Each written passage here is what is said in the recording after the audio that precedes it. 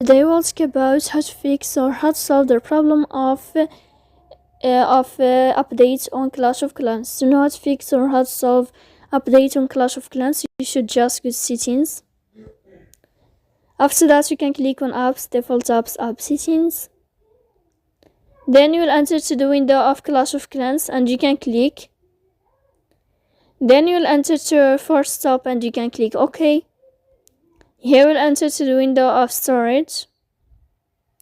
Then you can click clear cache. Don't click clear data because that can cause the errors in your app. In the end, you can turn off your Wi-Fi and you can wait a moment or 3 seconds to turn on your Wi-Fi again. So please don't forget to support us by like and subscribe. See you next time in another video, and thank you for your attention and your watching.